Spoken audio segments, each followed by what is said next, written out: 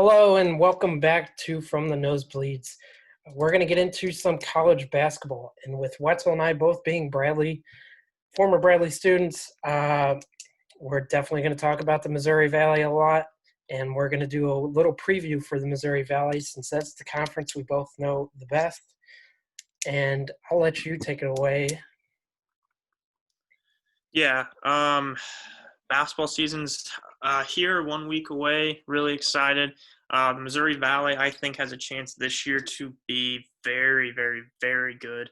Obviously, you have Bradley, UNI, Loyola. I think Indiana State's another team that has a chance to compete with those top three schools. We'll start with Bradley. Like I said, we're Bradley grads. They played their red-white annual scrimmage this past weekend. Really, really, really liked what I saw out of a couple of those guys, especially the newcomers that we've been hearing about, the two transfers, Kevin McAdoo and Terry Nolan.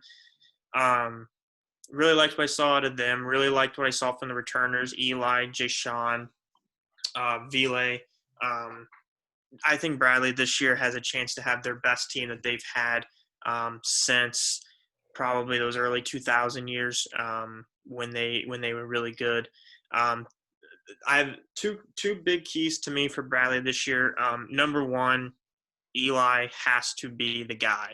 He has to be the preseason player, the preseason all conference player that he's been looked at. He has to be the guy that Bradley rides down the stretch simply because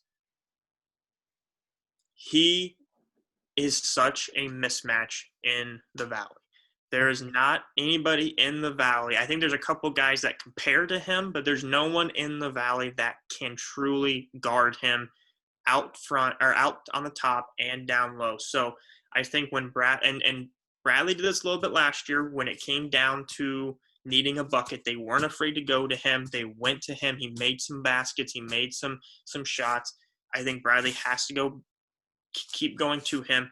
I think also Wardle is a little bit pissed off that DB was left off first team all conference last year, that Eli was even with his injury still wasn't given the respect he deserved in the regular season. So I think Wardle is going to come out and he's going to let Eli just dominate. I think Eli can average a double-double in conference play, and I think he is going to make a real strong case to be possibly even player of the year, but definitely first team all conference and be just a dominant force in the Valley. So I think Bradley's going to continue to ride him. Second thing I'm looking forward to, we talked when you talk to people around the program or Bradley fans, they say they're really excited to see Kevin McAdoo, Terry Nolan, the two transfers that sat out last year. Kevin McAdoo from Eastern Michigan, I think, really, really showed something. And I know it's just a scrimmage. The red-white scrimmage, can't put much stock into it, but he showed that he can shoot the crap out of the ball. He showed that he can be a guy that can make shots, that can be the scorer that they need to replace Darryl Brown and Nate Cannell out on the perimeter. So he made 40 threes in his sophomore season at Eastern Michigan. In the MAC, not a great conference, but still about Bradley's level, maybe a little bit above. So, guy can shoot it. As you know, I was a manager. I had some friends last year that were still managers who said he was just an animal in practice. He would go up against Darryl, up against Nate, up against Danny in practice, hold his own, sometimes even play better than them on a scout team, imitating someone else. So it's just, I think that he's a guy that they really are going to rely on to replace those points that they're losing from DB and Nate. And then third thing would just be continue to rely on that defense. Bradley, every year under Wardle, or at least the last couple of years under Wardle, they've had really good defense. They've been one of the best rebounding teams in the Valley. Continue to do that because that has been their bread and butter. Defensive rebounding. Wardle preaches it all the time. I think that is something they'll continue to rely on this year, continue to be a staple in that team. And if they are to do that, then I think that they have a real shot to continue to be in that top four, top five, top four that they've been the last few years, and put themselves into a really good position down in St. Louis. Yeah, I like a lot of what you said. Obviously, you're a little closer to the program. I've been, helping with the broadcast for the game, so I also watch a lot of the games as well the last few years. Well, the one thing I think is also is a key that we missed out on last year when we lost D'Lo. I think we didn't really have somebody that could guard and lock down, those guards. And if what you're saying about McAdoo is true, he's this defensive stalwart, or even Terry Nolan, and he can also score those points. I think that's huge. I think we missed that a lot last year. And that's why, when we played against Northern Iowa, we didn't have somebody that could really stop AJ Green. The guy can shoot the ball, can do everything. And I think if we can get somebody like that, and if what you're saying is true, I think that's huge. There's a stat in the last 2 or 3 years, I think it is, Bradley's only lost like 2 or 3 games when they hold the opponent under 60 points. So, I mean, like you said, they rely a lot on that defense. And when they do good things on defense, it's usually Mhm. good for Bradley. They're a strong team this year, and what I really liked from that scrimmage as well was the way Ari Boya looked. Mhm. I think he's going to be big on the defensive side. If he can be somebody who can match up against other bigs as well, like a Gage Prim out of Missouri State, Cameron Crutwig out of Loyola, if he can match up and stay out of foul trouble because he has problems with fouls, if he can do that, I think they've got a really good shot of not only staying in that top four, like you said, but winning the conference. And then the last thing I think I took away as well was their third transfer out of Massachusetts, Sean East. Mhm. He's that point guard that can really control the ball offensively, move it, distribute the ball really nicely. I liked what I saw out of him. I think he can get this offense going, doing a lot of things, helping create shots for the McAdoos, for the Ville, for Terry, for Eli, stuff like that. Deshaun, I think he can move the ball and control this offense. So I really liked what I agree with you. I liked what I saw in that red and white game. Again, only a scrimmage, but I saw a lot of impressive things from this Bradley team. Yeah, last year, Bradley wanted to play good defense, rebound the ball well, and then get out and run. Uh, let they had good shooting on the outside, good post presence. Let those guys go to work, make plays. That's what they're going to try and do again this year. Play good defense, get the rebound. Sean East, a guy who can make any kind of pass you need him to. I think he's going to be a big X factor this year because I think with him and Kevin playing point, running that point, being the distributors they are, and being able to get a bucket when they want to, that will really open up guys like Terry, Ville on the outsides who can shoot the ball, open up Eli down low, and Ari and Jay Sean. I think this year more than last year, Bradley has an opportunity to really be able to play 6, 7 lineups that they want to, different combinations, different lineups that they want. With Ari being able to stay on the floor, stay out of foul trouble, and play, that gives you now a big lineup you can go to with him at the 5, Eli at the 4. Rink is another guy we haven't talked about. Didn't really see too much out of him in the practice, but he's a guy that can really be another X factor in terms of how they set lineups, because he can play the 5, he can play the 4, he could be the big guy in a small lineup. Just they have so many different options they can go with here. They're deep, they're balanced. I think that it's just going to come down to when they play Loyola, when they play UNI, are they able to defend well enough? I know, like we talked about, that's Bradley's bread and butter, but those games are defensive games. We know UNI is going to defend. We know Loyola is going to defend. If Bradley can defend like they have been able to in recent years, those games are going to continue to be like we saw last year at Carver against Loyola, like we saw at UNI against UNI, where Bradley had a chance to win the game. Just these close, gritty, grind games.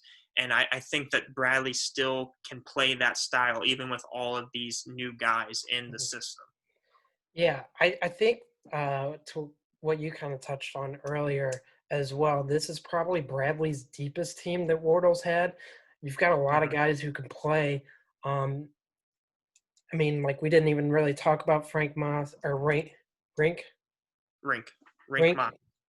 Yeah, we didn't really even talk about him, and he was somebody last year that a lot of people were excited about because he can kind of step out on the perimeter and shoot the ball as well. So, I mean, I think this is the deepest team, and I think that's what Wardle really wants. He wants to be able to rotate and Hmm. create a lineup, no matter who he's playing, that helps us, on the defensive side, but also on the offensive side, create those mismatches. And I think that's what he really wants to do. And I think this is his, team that he really has wanted since he took over this program. Yeah, I mean they can go any way that they need to go to win a game. If they have to put a lineup out there that can shoot the ball, score the ball, they can do that in a high scoring game. They can put a lineup out there with Ari, Deshaun, a lineup that can be big, strong, physical in those kind of games. So I think their first three games over Thanksgiving time frame are going to be very, very interesting to see what lineups are out there on and when, because you got to think when they play Xavier, they might go a little bit bigger, they might go a little bit stronger just to match a bigger opponent. But then when they play Toledo, maybe they go a little smaller, go a little more running, because maybe they say we have the athletes to match Toledo. Maybe they think they have better athletes than Toledo. So I think those games are going to be interesting just to see how they what lineups are out there when, because that should give us an indication what we're going to see down the stretch, because the Valley does have a lot of different teams. Like I said, you have UNI and Loyola that like to play more, I think, defensive, slow grind games in Southern Illinois.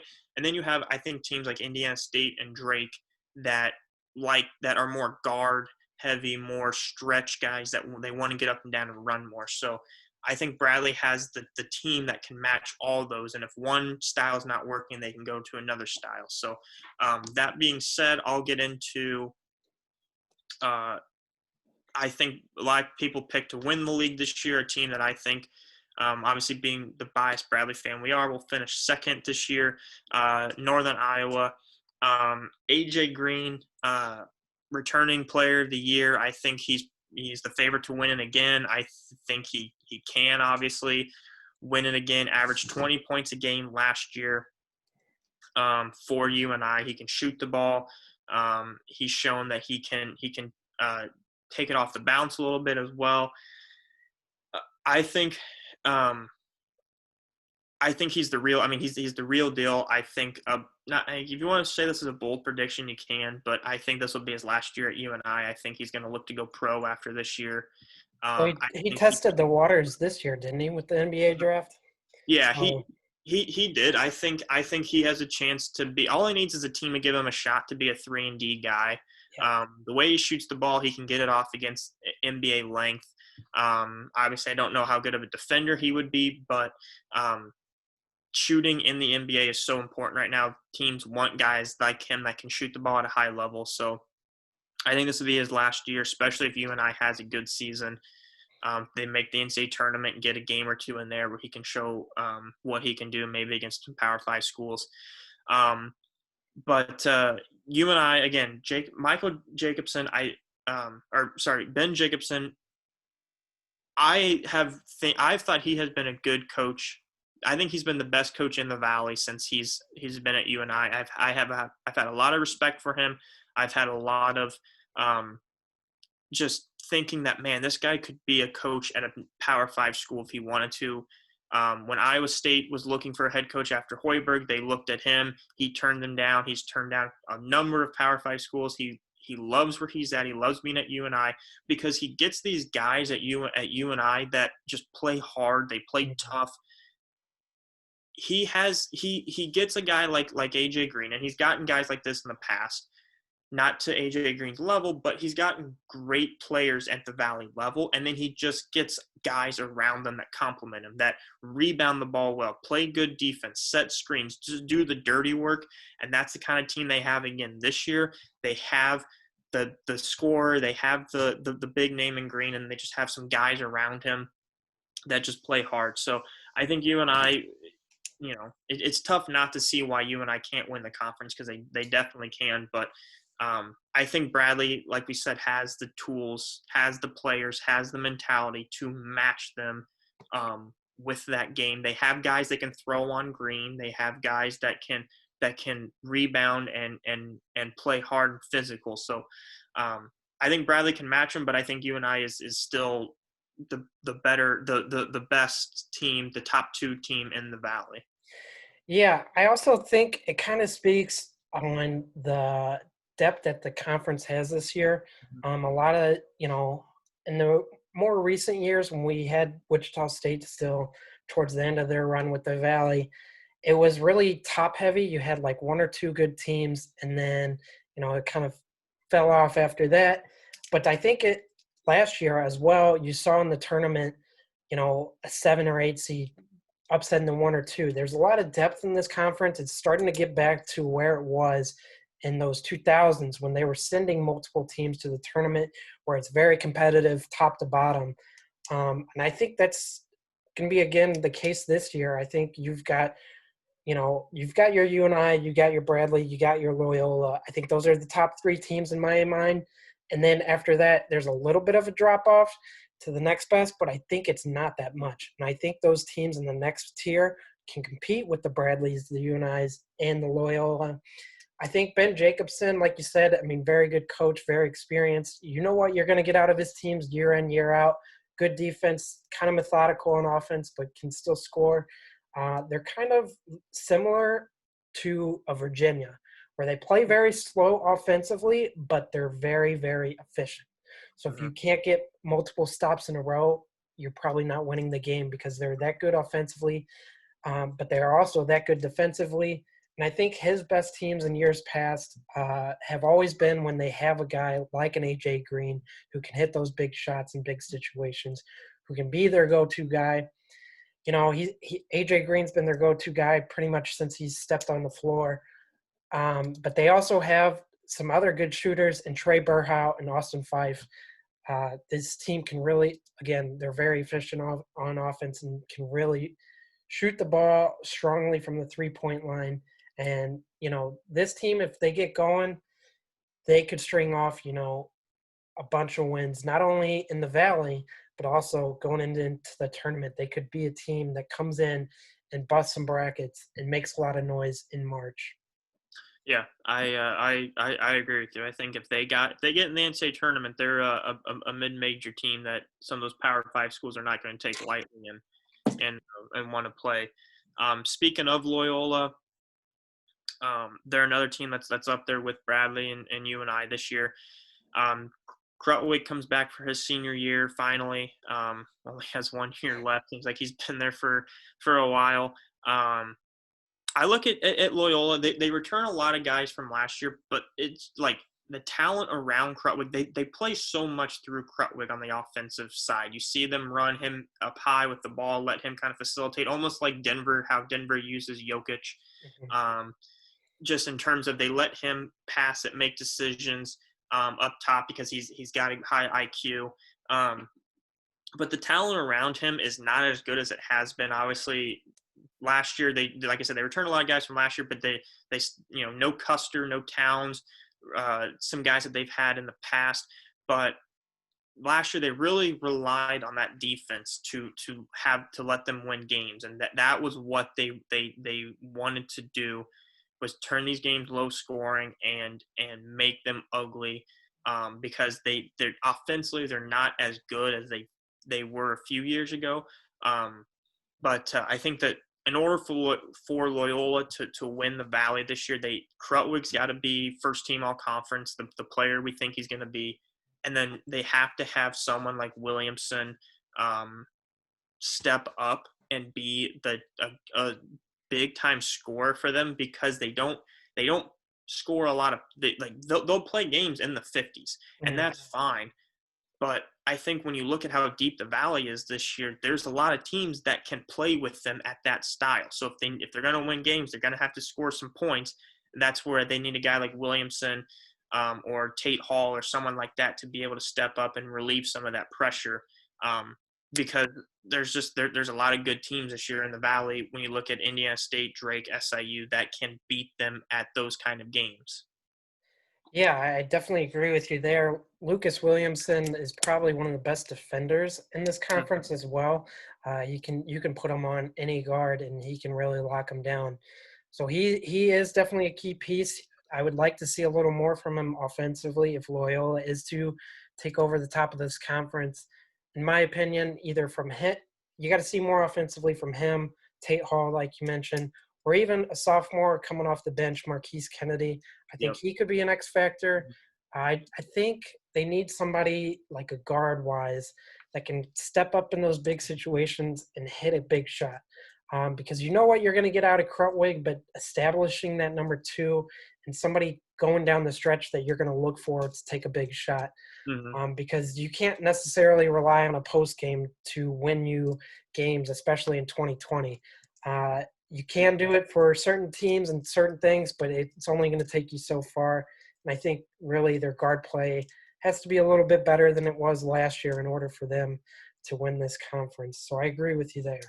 Yeah, especially it's hard to especially rely on post play when you have a team like Bradley, a team like Indiana State that has guys that can match up. Like Yeah. I mean, Bradley has Jay Sean, Ari, Eli, even Rink probably that can match up with Krutwig. Indiana State has Lavria and the Williams. I mean, they have like these teams have guys that can match up with Krutwig. Obviously, Krutwig's very good, but it's hard to rely on that when these teams have got some good post players. Speaking of Lavria, we'll move to Indiana State. Indiana State, I think, has a chance to be a very good team this year. You talked about the tiers. I think Indiana State is a top tier 2 team in the conference, potentially could even sneak up into that tier 1 if they win the games they're supposed to win and steal 1 or 2 against Bradley, UNI, and Loyola. Indiana State had some COVID issues earlier, so they took some time off practicing. I think that they're set to still play their first set of games upcoming in the next week or two. They lose Jordan Barnes, who I don't think is that big of a loss because he was the guy that could shoot them out of games. He would get it. He was the kind of guy that had to get his shots up, had to have the ball in his hands, but wasn't always having these big, 30-point games. So I don't think that that's that big of a loss. I do think that puts a little bit more pressure on Tyreek Key, who has somehow been like the leading scorer in the Valley and getting these first team conference votes because he scores the ball a lot. But like Indiana, it just never seems like he has these big games for Indiana State where they win. It just kind of seems like he averaged, the most points or second most points in the Valley. So, we'll make him first team all conference. But I think it puts a little bit more pressure on him because now you don't have the two guard tandem that they had with Barnes and Key. Now it's just Key. But guy that I really, really like for at Indiana State is Jake Lavria, 6'9" sophomore from Indianapolis. Was on the all freshman and the newcomer team last year, averaged 9.5 and 6. I think this guy he is Indiana State's version of what Eli was Eli's first couple years, where stretch 4, he's a little bit better 3-point shooter right now than Eli was when he came in the league, but a guy that can stretch the 4, play multiple positions, play the 5, play the 4, can shoot the 3. Guy that I think could really, really make Indiana State a good team. Could be even potentially first team all conference if Indiana State uses him the way that Bradley used Eli.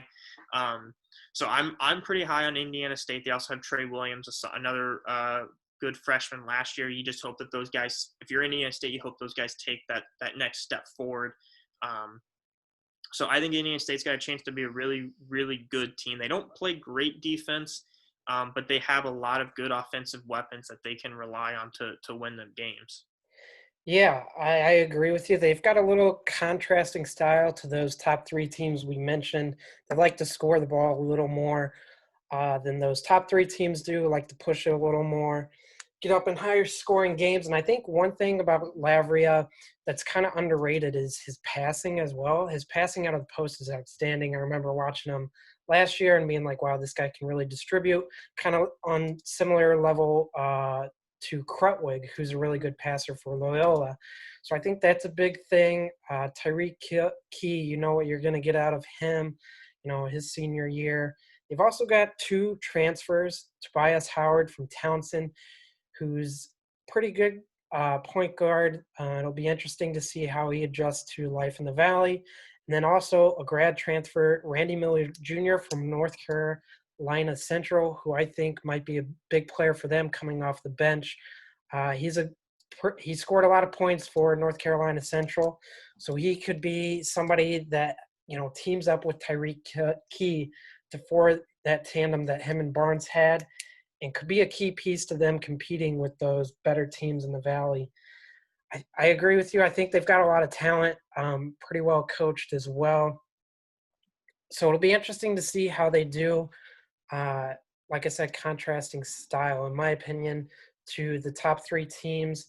And I think Lavria and Williams, like you said, they have to continue to develop, take the next step in order for Indiana State to really compete to win the league. Yeah, yeah. Speaking of contrasting styles, that moves us in. Based on the preseason poll, Drake was not as high as I think that they should be. Drake plays another style similar to Indiana State, contrasts to the defensive styles kind of Loyola and Bradley. Drake, obviously, biggest news, they lost Robbins, transferred to Minnesota. That's a huge loss, but I don't think it's going to hurt them as bad as people think. Because when you watch Drake last year, they wanted to score. They wanted high-scoring games. They played a 4-out, 1-in. They played 4 guards and Robbins. But I think that losing Robbins means they can go to more of what DeVries wants to go to, which is more of a small lineup, more of a guard-heavy, three-point shooting kind of lineup. They returned Jonah Jackson, Roman Penn, and Ternell Murphy. 3 guys who can shoot the ball, 3 guys who can score the ball, 3 guards that can space it out and take advantage of mismatches. So I don't think losing Robbins will be as big of a deal as people think. Obviously, it hurts because he on the defensive end, but I think offensively they can still do what they want to do: score the ball, turn games, have games in the 70s and 80s, play that kind of style. I still think they'll be a tough game against everybody. They'll be a tough out for teams because of the way they play, the space they use, high scoring games. So I think that Drake, can still be in the top half of the league. I don't think they're going to be as bad as kind of where they're ranked. And also, that's part them, part I'm not as high on certain teams as other people are. Missouri State, Southern Illinois, etc. I think Drake could be the 5th team in the league at the end of the year. Yeah, I think actually in a way that Robbins leaving kind of helps them. This team is a little bit of a smaller lineup than most other teams at the top half. So it'll be interesting to see how they do down in the post, but I think it helps them because they're able to spread the ball out more and attack on the wings and get those mismatches against some of the bigger teams. I think that helps them out in a way. I also think, this is a pretty well-coached team, like you said. Roman Penn is going to have a good year in my mind. DJ Wilkins is also another player that's pretty good on the defensive side that can help them on the defensive side, even though they play a little more up-tempo.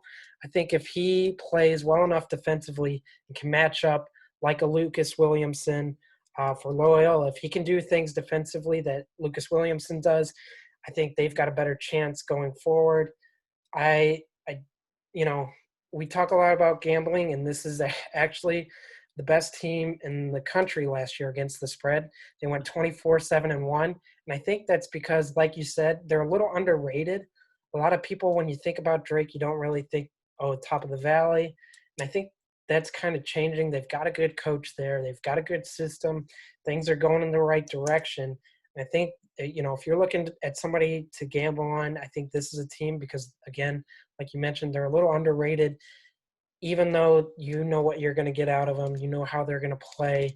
Whereas other teams, like you mentioned, Missouri State, you don't know what you're going to get out of them week or every game, let alone every week. So I think they're a little more consistent, and I like what I've seen from them the last couple of years. They compete against almost everybody, so they're definitely a team to watch out for. Yeah. Yeah, I think they are a little. I mean, they've exceeded expectations. I think the last few years too. So, covering spreads. Obviously, I think they've won more games outright than when they were probably underdogs to help that. Because I think they do. I think DeVries is a very good coach. I think, like you said, they have some really good coaching, and thing to watch for them next year. DeVries' son will be on the team next year. He's a senior right now at Waukee High School in the Des Moines area. So. He's like I think he's the top player right now in the state of Iowa. So he's going to be, he's not quite as good as AJ Green was coming in, but I think he's going to be a very, very good player for them that will instantly boost them up. But the last team I want to talk about is Southern Illinois, simply because I think they're going to be another team that has a say in the Valley this year. Good team at home, good coaching, defensive team that likes low scoring games. Also, I think after them, we're after them. There's I think a big drop off. Mhm. Evansville's not going to be good again. Illinois State, I don't think is going to be very good. Missouri State, just like you said, don't know what you're going to get out of them. Dana Ford, I think, is not a great coach. They have the talent, not the coaching. And then Valpo losing what they lost last year, Fazakis and their other senior due to graduation that started, and then Freeman Liberty. They return a couple guys, but I think that below Southern Illinois, there's a big gap there. So I do like Southern Illinois. Like I said, their coach. Mullins, I think is his name. Very, very good coach. The biggest question for them I have is they progressed. They exceeded expectations last year. They had a big jump. Are they going to move forward again, or are they going to move back? They lost Eric McGill and Aaron Cook. Two big losses for them simply because those guys had been around. They were experienced. They knew how to play in the Valley. I believe Aaron Cook transferred to Gonzaga, so something to watch there too. But they returned Dumask and Lance Jones, two very, very good freshmen last year that Bradley recruited and couldn't get. I like Lance Jones a lot. I think he's going to be a very good player in the league. I think Dumask has a chance to, if SIU gets up there in like that 3 or 4 range potentially, Dumask should be first team all conference because I think he's a very good player. He's a little undersized 4, but stretch 4 that excels in the Valley. There'll be another team like we talked about with Loyola, with kind of Bradley, that leans on their defense. Their defense wins them games. They like low-scoring games. They like ugly games. I think it's just going to be, do they take a step back from last year? Do they regress a little bit? Are other teams in the Valley going to figure them out a little bit and how they play and that kind of stuff? They're still going to be a tough out at home at Southern Illinois because they play well at home. But Southern Illinois is a team that scares me a little bit. Same with Drake. We talked about last year when they played Bradley in St. Louis. That was the one team we really didn't want to play in that first game in St. Louis because Southern matched up with Bradley really well. Southern is a tough team to play last year, and I think they'll be a tough team again this year with how well they play defense and how well they can match up. But I just don't think they're as deep this year as they were last year. I think they lost a lot of guys last year that were able to just to step in, give them a couple minutes that I don't think they have this year. Yeah, I agree with you there that they're not as deep, so they're going to rely a little more on their key guys. They've got a couple transfers that are coming in. Jacoby Long from Mhm. Southern Utah, Ben Harvey from Eastern Illinois that they're going to have to rely more on. Hope for a little more production from them. And then they're going to lean on Lance Jones and Marcus Dumask a lot, and they're only sophomores. So it's hard for me to see them finishing in that top three or competing with the top three, but they still will be, like you said, a very hard out. They play at one of the slowest paces in tempo, in terms of tempo nationally, ranking 337th last year. So it's very down there. Brian Mullen's a new coach, but they really bought into his system. You play that slow of a tempo, you have to play good defensively. And that they did last year. And I think that's the one thing. He's a very good coach, got his guys to buy in. And I think if he can get the same from them this year, have them buy into the whole system, the tempo, the defense, I think they could be a tough out no matter what. That lack of depth there really kind of teeters me away from them finishing in that top half, because they don't have the depth in my mind to really compete with those top three. So I think they're going to regress a little, like you said, but they're still really well coached. It's just the lack of depth and then the inexperience of your two best players is probably going to hurt you in some of those bigger games. Whereas the top half, they return a lot of key guys who've been in those big games, big situations. So I think that helps them. Marcus Dumas, if it wasn't for Freeman Liberty, was probably the best freshman last year. So Well, Freeman Liberty was a sophomore last year, but yeah. Or yeah. Sorry, Uh, lost track of years. I think Dumas was probably one of the best freshmen last year. The kid from Loyola, the freshman from Loyola, Kennedy was pretty good. Obviously, Lavria, freshman, pretty good. Um, yeah, I think Southern Illinois is just gonna be a tough out. So, Yeah, um, I would agree with you there. Like I said, they play at a slow tempo, so they play kind of to the same style as the UNI, Bradley, and Loyola's. So if they hit a couple big shots, they could easily steal a game from one of those top teams. hmm um, I don't have anything else in the Valley. If you don't as well, we'll move on to kind of teams that we like across the country. Um, the rankings, obviously, right now, Gonzaga picked 1, Baylor 2. Let me get it pulled back up here. I've got you here. They've got Villanova at 3. They've got Virginia at 4. Iowa at 5, probably returning the leading candidate for Player of the Year. Kansas at 6. Wisconsin at 7. Illinois 8. Duke 9. Kentucky 10. That's your top 10 there. And then you've got Creighton 11. Tennessee 12. Michigan State 13. Texas Tech 14. West Virginia 15, North Carolina 16, Houston 17, Arizona State 18, Texas 19, Oregon 20, Florida State 21, UCLA 22, Ohio State 23, Rutgers 24, Michigan 25. And one thing to note too, we are Valley guys. Um, Loyola and Northern Iowa both receiving votes in that preseason poll. Yeah. Biggest surprise looking at the top 25, Rutgers being ranked. I know they had a decent year last year, but a little bit surprised there. Kind of also surprised to see Michigan State ranked that high simply because of losing Winston, who was kind of their do-it-all everything. But we both have 5 teams we want to hit on, so we can kind of alternate how we want to do that. But the first team I want to start with is Gonzaga, ranked number 1. We both agree this is probably Mark Few's best team he has had at Gonzaga since he took over, and he's had some very, very good teams. Probably going to win Player of the Year in the conference. Probably going to be a one and done guy. Jalen Scruggs from the Minneapolis area also was ranked in the top, I think, 100 football players coming out of high school. So very, very athletic. 6'4", 200-pound freshman, just somebody that I think is going to be a one and done lottery pick next year.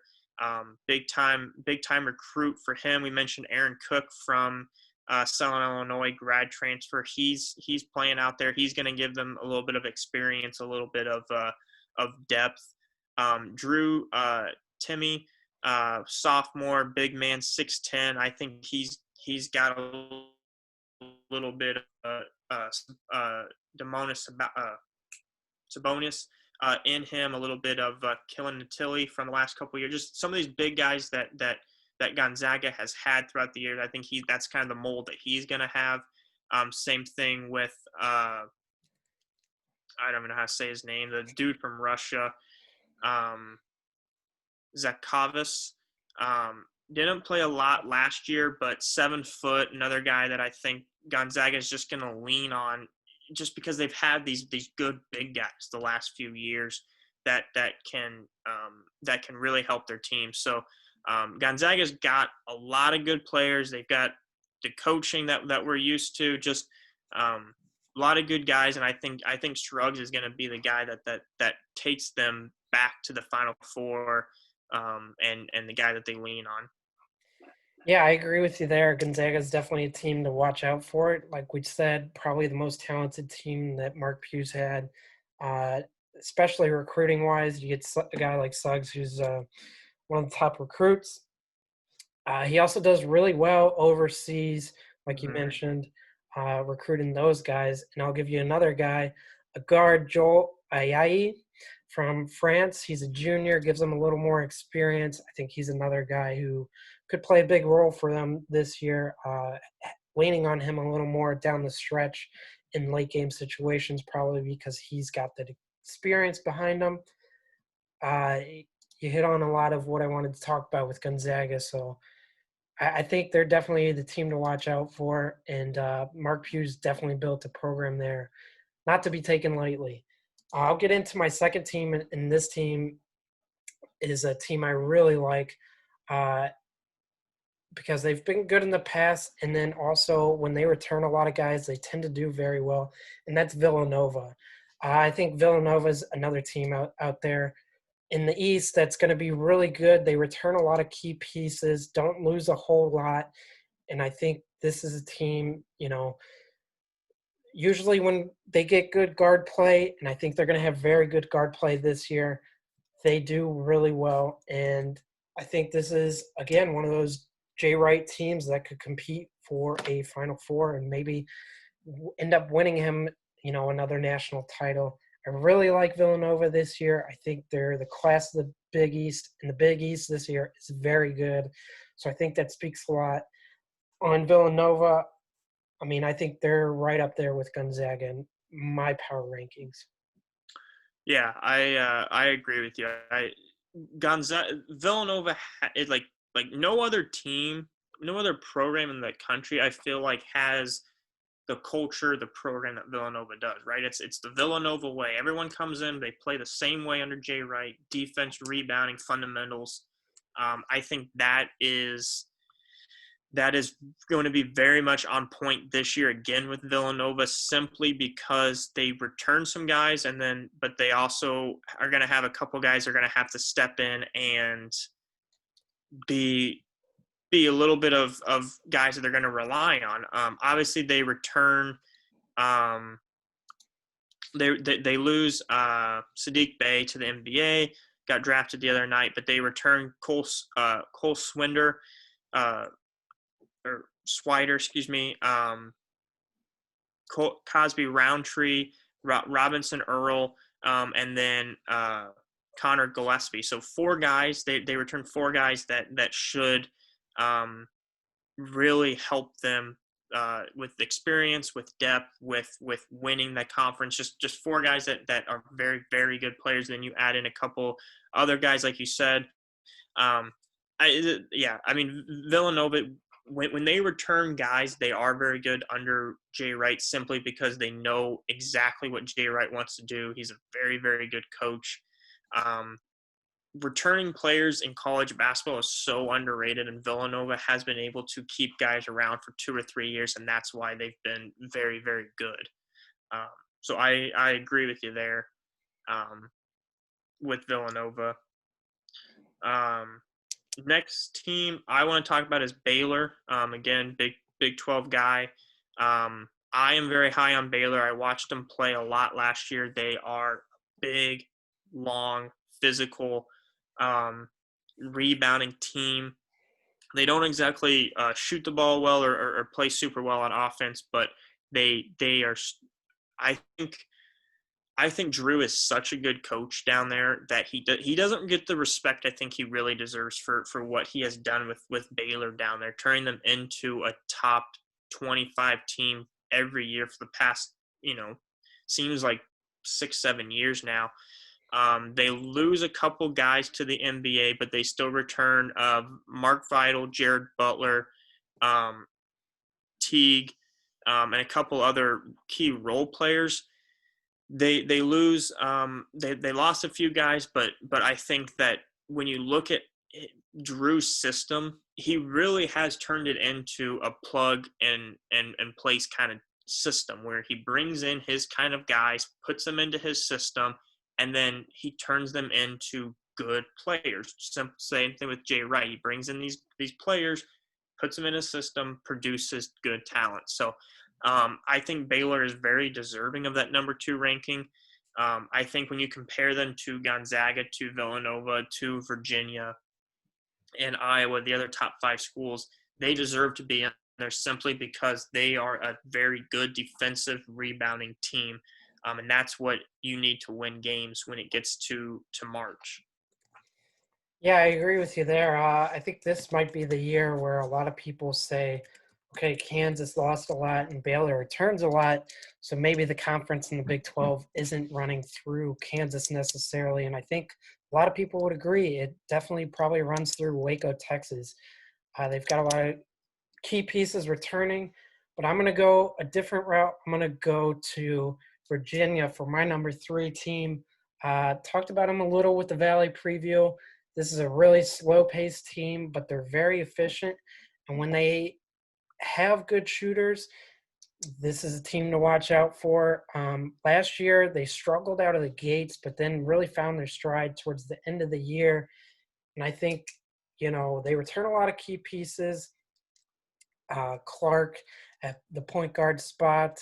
And then you bring in somebody like Sam Hauser who can shoot the ball. Like I mentioned, they're really good when they can shoot the ball.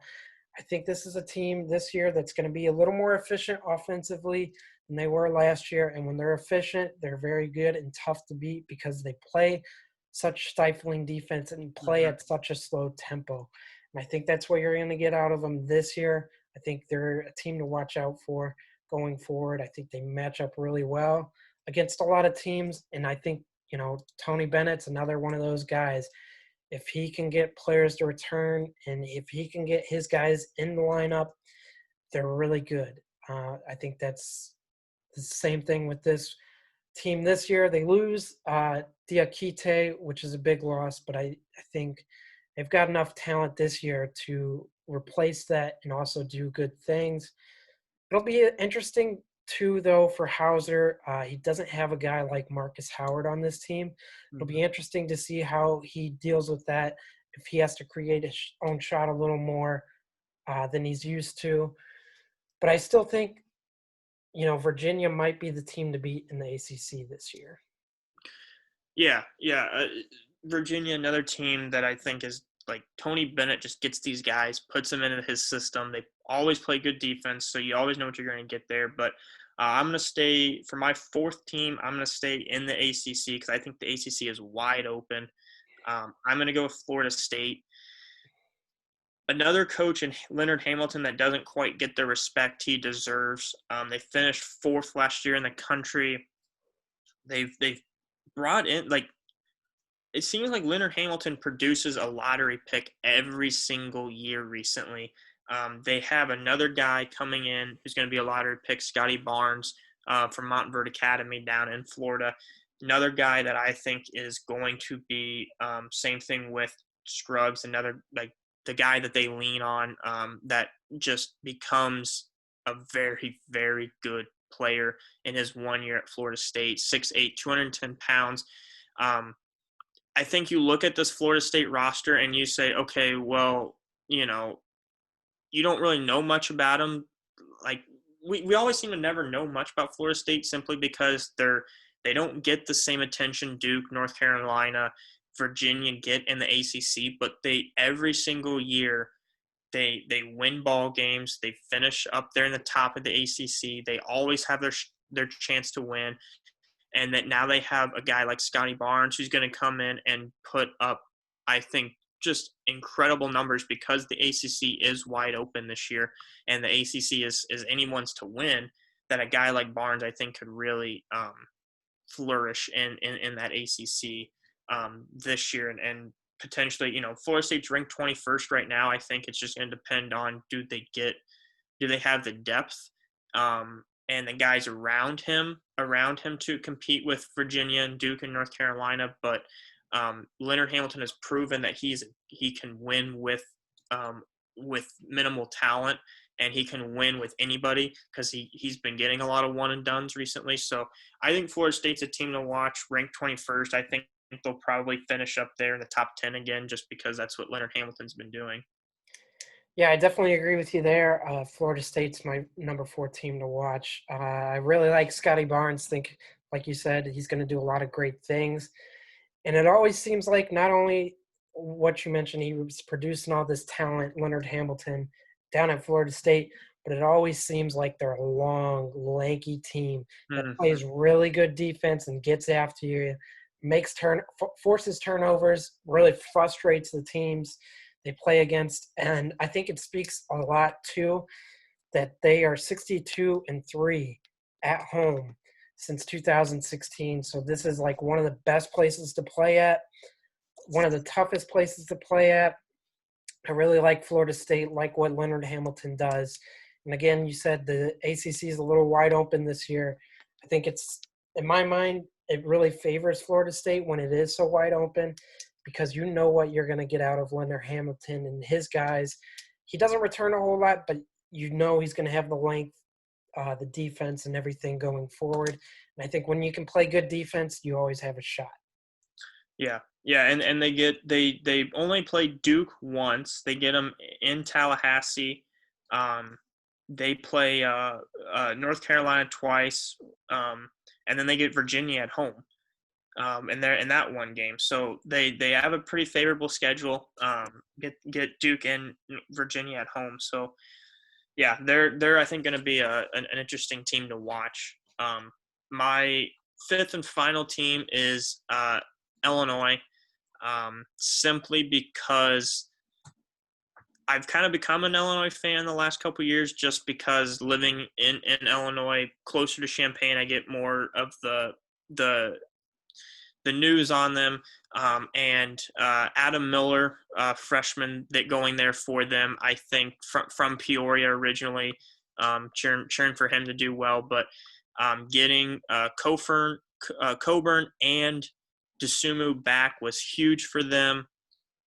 And then you get Miller and the other freshman from, I think it was France. Yeah, is that where he's from? I believe so. Can't think of what his name is, but really, really good coaching under Underwood the last couple of years. They've turned into a very good defensive team. They've turned into a very good team. They're not great offensively, but they've turned into a good enough team offensively with guys like Coburn and Dosunmu. So I'm pretty high on Illinois. I think that they're going to be a very, very good team in the Big 12, or excuse me, in the Big 10. But the Big 10 is loaded. Obviously, you got Iowa up there as well. I think the Big 10 is going to be very good, but I think Illinois, with what they've shown defensively, really favors them this year in a conference that is so top heavy. Yeah, I agree with you. Illinois is very good, and I think the Big Ten might have the best conference, in my opinion, this year, especially at the top. You've got a lot of talent at the top. You've got Iowa, Illinois, Wisconsin. You even got Michigan State. Tom Izzo's going to compete. You've got Rutgers, who had a surprise year last year and looking to return a lot of starters. Michigan, Ohio State also in there. But I think I've got to go with Iowa at number 5. You're returning probably the leading candidate for Player of the Year. You return a lot of key pieces outside of him as well. Bohannon, C.J. Frederick, one of the best three-point shooters, not only in the Big Ten but in the country as well. I think Iowa returns a lot, and I think they're a really good team. I know what you're going to get out of them with all these returning pieces, and I think that favors them a little more than it does Illinois. Illinois's got a couple new pieces, so I think it favors them a little more. I do think the Big Ten is also wide open. There's a lot of talent in the Big Ten, but I think just having one of the leading candidates for the Player of the Year helps them out. Yeah, I think Iowa. I think it's really Iowa and Illinois' conference to lose. Obviously, you have Michigan, Ohio State, Rutgers, Michigan State still up there, but I do agree. I think Iowa. You know a little bit more of what you're going to get, but I think the Big Ten is going to be an interesting conference. But those are our 5 teams that we kind of hit on outside of the Valley, but. College basketball 1 week away next Wednesday. Get games going again. I don't have anything else for my college basketball kind of right now to talk about. My Iowa State Cyclones are going to be down a little bit again this year. I think they'll finish about middle of the pack in the Big 12, which the Big 12 isn't going to be as good as it has been in recent years. So not too much there, but yeah, I'm excited for college basketball. Got a little nugget as well, just to end things on. I think another mid-major conference that you're going to want to keep an eye on that's probably going to get a couple teams into the tournament. I think the Atlantic 10 this year is going to be really good. I think it's pretty deep. Richmond's good. They lost a key player to injury not too long ago, which is going to hurt them. SLU, actually, hometown St. Louis, has a really good team, return a lot of key starters. And then Rhode Island, also a good team. St. Bonaventure, team to watch out for. The Bonnies, they're going to be pretty good this year. So I'd keep an eye on the A-10 for basketball. They're deep conference this year, and they've got a lot of talent. Yeah. No longer – it doesn't seem like it's no longer VCU's conference to lose every year. They kind of had their run, but Dayton, Dayton I think could be a decent team. I really like the coach up there, but the A-10 could be pretty deep again this year. So yeah, looking forward to it. Big games on Thanksgiving, which is going to be cool. Bradley plays, I believe that Wednesday, Thursday, Friday in Cincinnati.